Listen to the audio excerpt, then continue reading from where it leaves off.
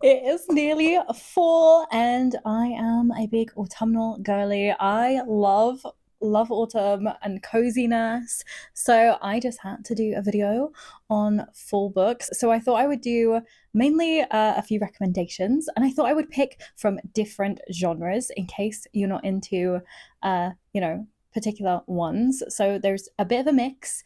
So I've picked 10 recommendations, and then I'm going to go into just a few books that are on my full TBR. But anyway, I'm getting ahead of myself. So, welcome back to my channel, and hi if you're new here. I'm Jade, and yes, as I've already explained, this video is all about fall autumn book recommendations. So let's start it off with the recommendations section of the video, which is the majority, the focus of the video. Ultimately, a lot of these are from things I have read this year because they are fresh in my mind. I have reached back and picked a couple of older reads of mine, but generally most of them I think I read this year, so that hopefully, they are ones that I can still talk about quite well.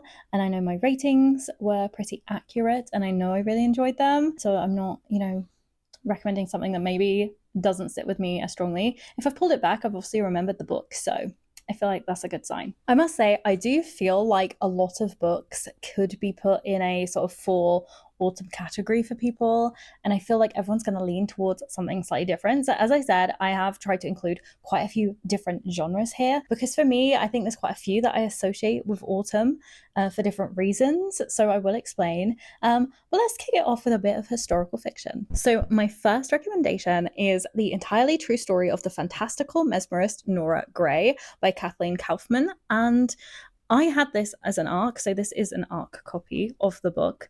I reviewed it, I can't remember if it was in my August reading wrap up or my July reading wrap up now, but I spoke about it then. I gave it 4.5 stars at the time, and the reason I would recommend this for fall is if you like your historical fiction, I don't know if they necessarily generally have fall vibes, but this has a bit of like magic in it, a bit of magical realism.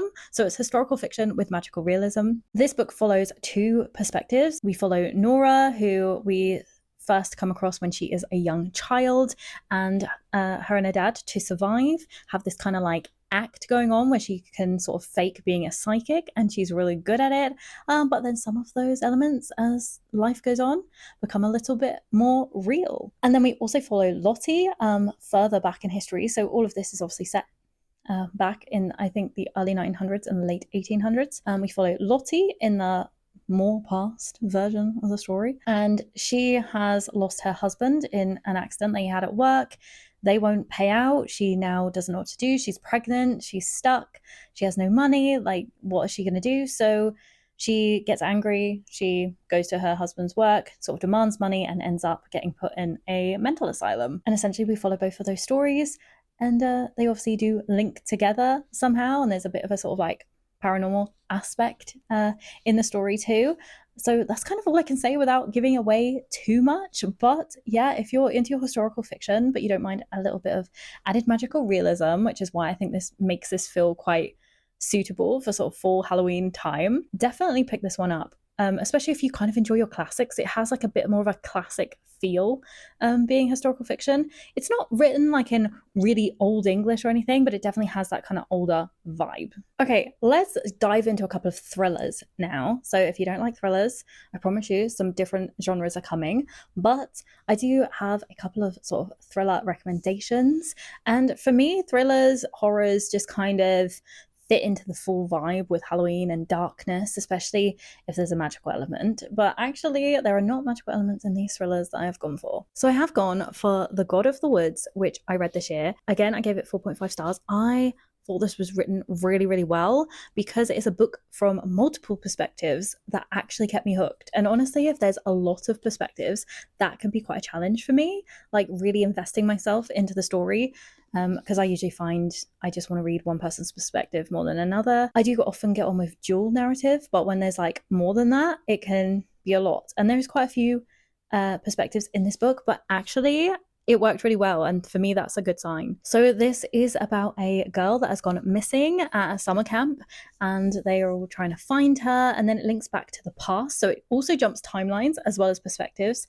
And actually her brother also went missing many years before. Eventually the investigations sort of end up colliding, and her brother's disappearance from the past comes back into the present, and there's like a bit of a connection, and yeah, it's all like a bit of a mystery of where this girl has gone. So yeah, kind of thriller mystery kind of book, but I think because it's about getting lost in the woods and things like that, it has those kind of cozy vibes because they're at camp.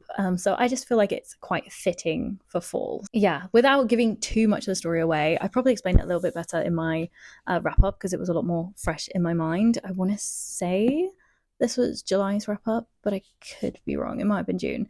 But I genuinely really enjoyed that. So I think if you want a sort of thriller mystery, it's not like too dark or too creepy, but it definitely has a lot of elements and a bit of a, trying to work it out kind of mystery to it about what's happened to the children. I definitely recommend this one. So the second thriller that I am going to recommend is actually Eeny, Meeny by MJ Aldridge. So I did speak about this in a wrap up this year, but I do feel like it's a book that not really many people I know have ever read. So I just felt like it's a good one to bring up in this video because it might be a bit different. I feel like some of the books I may mention, probably God of the Woods, you may have heard of, and some others that are going to come up. So I decided to pick one that was a bit more off the wall because I really enjoyed this one. So this book is about a serial killer, and we follow a detective called D.I.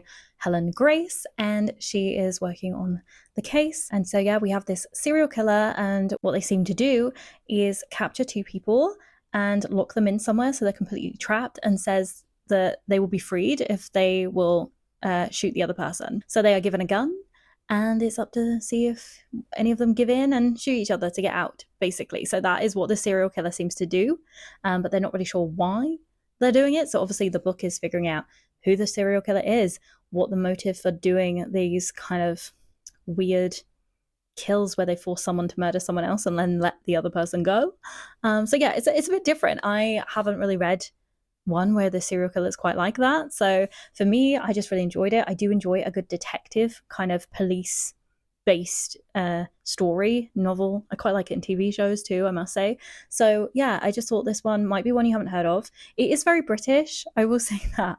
It's definitely very British. So if you're not from the UK, it does follow the British police system, and it just does feel very British. It mentions a few British places. I was fully absorbed into this book. Like, I couldn't put it down at certain points. So I did rate it a 5-star, I think, when I rated it. Okay, so we're moving on now. I don't actually know what genre to class this as. I guess just like general fiction. I feel like it has a little bit of everything in it.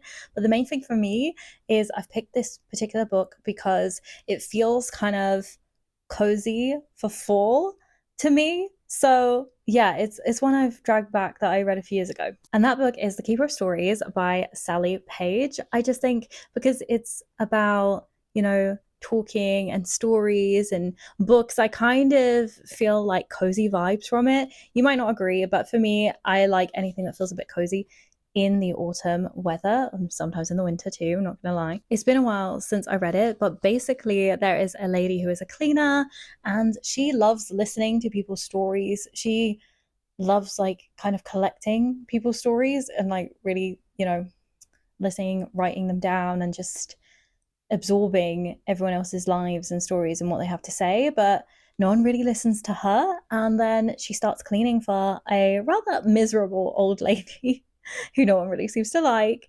And this lady really pushes her to, acknowledge her own story, because she realizes there is more to this cleaner than, most people see. And they kind of end up with a kind of nice relationship. And I think that's why it's really nice, because it's a really heartwarming story, where this kind of old woman almost just like sees the cleaner for a real person. And there's a bit of like, I think there's a bit of a mystery element in here. Like, honestly, it's been a while, but I just remember really loving the relationship between the characters and how it all unraveled, and it was just very heartwarming and cozy feeling to me. And that's what makes a really nice autumnal book if you don't want to go for the stereotypical thriller or, magic kind of element. And kind of continuing that vibe, I'm going to bring out The Lost Bookshop by Evie Woods.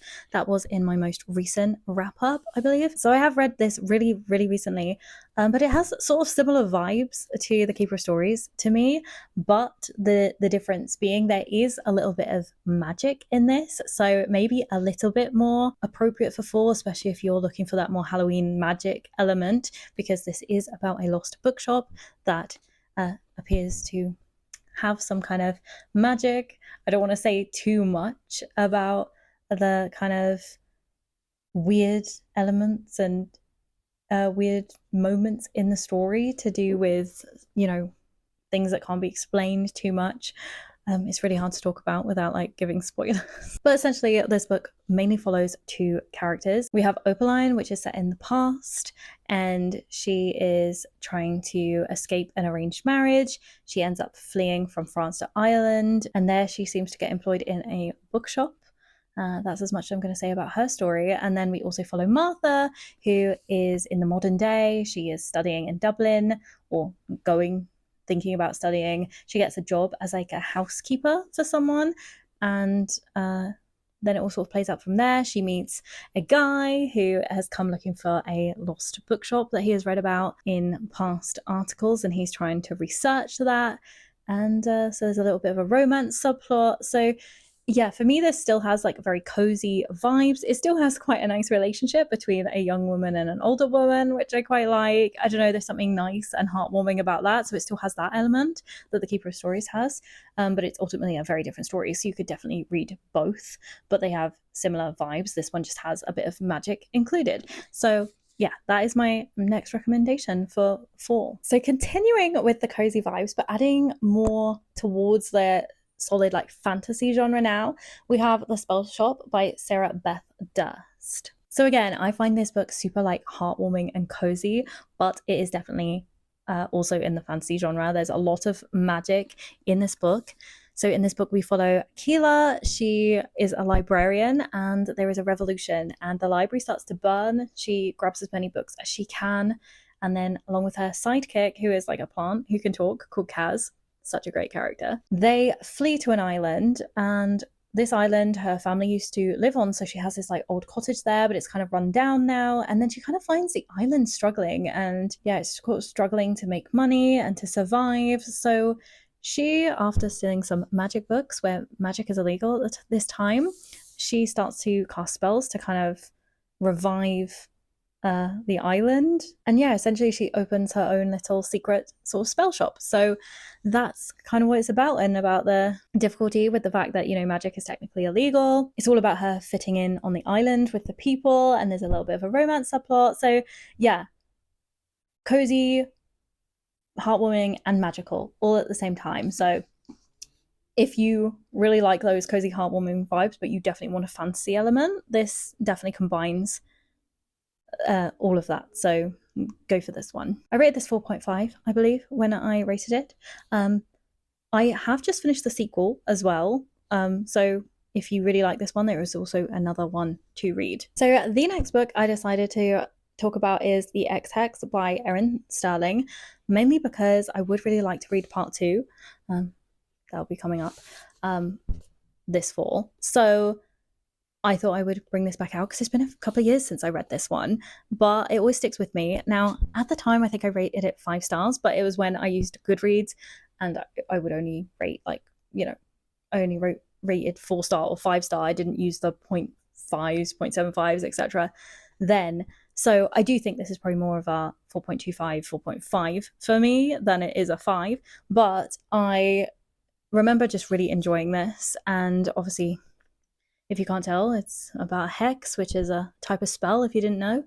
And so there's obviously a lot of magical stuff in here. So I guess it's fantasy because it has a lot of magic in it. I'd say overall it's a bit more towards romance, but yeah, fantasy romance, but more on the romance side, but with a lot of magic. So I don't think I really need to explain why this is good for fall and Halloween, because I think the front cover even tells you enough. So ultimately, this follows a character called Vivian, and she decides to cast a hex on her ex-boyfriend. But she kind of doesn't really use proper ingredients in this spell. She's just like, oh, this isn't really serious. She's just angry and upset and decides to do it. But then she realizes that it's actually worked much more effectively than she realized, and it's actually a really bad thing, and she needs help. Her ex also decides to come back to the town because he is the descendant of the founders of this town, so he needs to like charge the ley lines of the town. Usually it is his grandfather, I think, that does it, but he comes this time, and then he obviously realizes after a while that he seems to be hexed, and they end up having to work together to solve the issue. So yeah, as I said, I don't think I need to explain why this one's a good one, but if you haven't read it and you like a kind of like easier read, nice romance with magic, go for it. And then sticking with fantasy, I'm going to go for Belladonna by Adalyn Grace, because this is definitely up there with one of my top books of the year. I just love how this incorporates like the old style past. Like it almost feels like Bridgerton crossed with magic and fantasy, like Downton Abbey crossed with magic and fantasy. It's kind of those vibes. Death is literally a character in this book, just to put it into perspective. So there's obviously a lot of kind of magical elements to it. So yeah, one I really do recommend people read, and I just thought it was quite fitting for fall because it has a bit of that magical element in there. It's kind of gothic, I guess, so it just feels kind of suitable. So in this book, we follow Signa. She thinks she's cursed because everyone she knows often seems to die, and she can see death and she can cheat death. She realizes if she takes Belladonna, which is a poison, if you didn't know, she realizes she can sort of survive it, and when she does that, she gets to see and speak with death. After her guardian dies, she ends up moving in with sort of estranged family, and then she learns her cousin Blythe is very unwell, and she wonders if something mysterious is going on. So she sort of starts to investigate, and as I said, Death's a character. There's a romance plot in here. There's a lot to this story, but personally, I really enjoyed it. I know some people haven't rated it quite as high as me, but I don't know if that's just because they weren't expecting it to be quite so like set in a more old-fashioned way, but that's what I really like about it personally, because I love my kind of Renaissance, Regency era, Victorian era stuff, like all of that kind of history. So for me, I just like the vibe of this book. The fact that it encompasses like all different genres. It's like fantasy, mystery, romance, historical fiction, all in one. And that's why I love it. I will always recommend this book to anyone. The next book I'm going to recommend is The Night and the Moth. I almost picked One Dark Window, but I decided to go with The Night and the Moth because I do think I slightly prefer it, but they're both good recommendations, to be honest. But my official recommendation for this video at number 9 is The Night and the Moth by Rachel Gillig, because I love this book. Again, one of my top reads of this year. I feel like it's very, very fitting for this time of year because it's a very sort of dark fantasy, very gothic. I mean, we have a character of a gargoyle. He is one of my favorite characters of books this year. I always like the side characters, I think, and the gargoyle was just cute and funny, and I love it. But this book follows Sybil, who is often known as Six, and she is a diviner, and basically that means that they sort of get like almost drowned, and then they dream, and it's meant to sort of like predict the future for people. Honestly, at the beginning, it's quite a mystery what all this is. Well, anyway, the diviners start going missing one by one, and Six becomes very suspicious and worried, and she decides to sneak out to go and look for them. So she learns a lot about this world, and, you know, she learns that a lot of what she's grown up learning has been lies, and she kind of discovers this throughout the novel. And that's as much as I want to say without really, you know, completely giving anything away. But obviously there is a little bit of a romance subplot again, but I just think this is a great sort of dark gothic fantasy, but without being like, it's not really horror, it's just got dark vibes, because as I said, a gargoyle is like one of the main characters. So yeah, and obviously has a bit of magic and everything. So I just feel like this feels very perfect for fall and Halloween. Sorry, I keep losing focus. It's like this book just wants to draw all the focus away, which it totally deserves to do because it's amazing. And my final book is one that I read digitally, so I will display up here, and that's another recent one, which was Marjorie and Me, which is another arc that I was gifted, and that was just super pleasantly surprised by. And I was like, if I can get a couple of arcs in here that I genuinely loved, I feel like I would rather promote them than pick other things sometimes. So obviously we had at the beginning the Fantastical Mesmerist Nora Grey. Well, now I am recommending Marjorie and Me. Marjorie and Me, I guess, is a bit of a paranormal romance, I suppose, because we have a ghost character called Marjorie, but ultimately we follow Kat, and she works at a radio. She's not had the best luck in love, and after she unlocks this ghost, Marjorie, who she then has to try and help move on to her afterlife, she enlists Marjorie's help and they sort of become friends. She starts going on dates that the radio have set her up on with Marjorie and getting advice on men, and they just create such a nice relationship. So there's also a romance plot within this with Kat, because she's dating, trying to find someone, and then there is her relationship with this ghost Marjorie, which I find quite heartwarming and endearing. So it has those heartwarming, cozy vibes that I mentioned earlier from the other books, but it's definitely very paranormal because we have a ghost. So, you know, the fact it has a ghost makes it very fitting for fall Halloween. I definitely explain this a lot more in my latest wrap-up video if you'd like to go take a look. But yeah, that's the general gist of the story is Kat works for the radio, gets set up on dating, also happens to now have a ghost live in her house and need to help the ghost move on. So they are my 10 recommendations for fall. Hopefully you've found something that maybe piques your interest if you were looking for something, or maybe you've read some of these already and you love them just as much as I do and you know why I have recommended them. So yeah, please let me know what is on your fall TBR, because I would love to know, because I definitely want to add a few more, but I am going to share with you a few that I am determined to try and read over this fall period. Okay, so just a quick share of a few things that are on my TBR that I am determined to read this fall. First off, Alan Rickman's autobiography, Madly Deeply, the Alan Rickman Diaries. I've wanted to read this since I bought it a few years ago and I haven't yet, and so I'm determined. I think it was last year I read Tom Felton's, so it's time to do this one. Why fall? Harry Potter, basically, you know. Obviously he's huge in other movies too. I mean, I adore him in Love Actually and things, but you know, he's always going to be Snape, and therefore it links to this time of year for me. So that's a full read for me, because I do like the odd autobiography to break things up a little bit. I don't know why this is struggling to focus so much. So apparently I'd accidentally clicked for it to focus on my book cart in the background, and that's why it kept losing focus recently. So now I hope my video isn't too annoying in the last few clips that I recorded, because the focus is probably very annoying, but I think it's fixed now. So the next book that I really want to read this fall is the Cinnamon Bun Bookstore. So obviously there's this Pumpkin Spice Cafe that starts out this series. I've also read the third one, the Christmas Tree one, because a book club I'm in did it. Nope, the focus is still going. I don't usually have this issue. I don't know why it's been so bad. I'm so sorry. But yeah, the Pumpkin Spice Cafe is the first book. And then, as I said, I read the Christmas Tree Farm for my book club. So this is actually book 2. I don't love the other books. I think they're a cute, cozy read, but honestly, they're nothing special. I think I rated them like 3 stars, but I figured I should read number 2 because I've read 1 and 3. I don't know if I'm going to carry on with any more of them. As I said, like, I don't hate them. I'm not bored when reading them, but I just think there's a lot better books that I want to spend my time on. But yeah, this is definitely on this fall's TBR, so I can say I finished 1, 2, and 3. And then the final book that's currently sitting physically on my TBR that I'm determined to read this fall is Alice Hoffman's Magic Lessons. So this is from the Practical Magic series.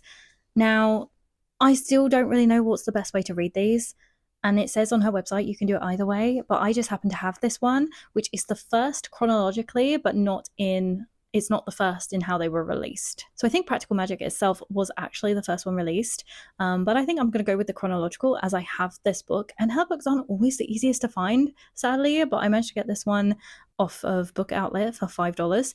So I feel like it's a really good place to start, because, you know, maybe I won't like her writing style or whatever. I feel like I will, but maybe I won't. But I adore Practical Magic. It is one of my favorite movies. I grew up watching that movie all the time. I can quote most of that movie, and I'm so excited there's going to be a second one. Have you seen that? I'm so excited. So yeah, I'm determined to get this off my TBR this fall. I haven't had it on my TBR before this fall, so it just feels like the perfect time to read it because it is quite a new one to my collection that I've just wanted to read for so long. And then not currently on my TBR, I did mention earlier, I really want to try and read the Ex Hex 2 because it has been a couple of years since I read the first one and I don't want to forget too much. So I do kind of want to get hold of that one and read it, but I don't currently have it. They are the main books that I'm dedicated to for my full TBR, before using my TBR jar and things like that. But I do want to add more to my TBR for fall. I just don't know. I have quite a lot of thrillers on my cart, so I feel like I will lean towards reading quite a few of them. I just don't know exactly which ones yet. I haven't picked anything specific, but hey, maybe my TBR jar this month will lead me to picking some of them. But yeah, I hope you have enjoyed this video. I hope you found something that maybe you want to read. Let me know, as I said, what is on your fall for TBR, because I'm really, really intrigued by that. And I will see you again real soon. Bye!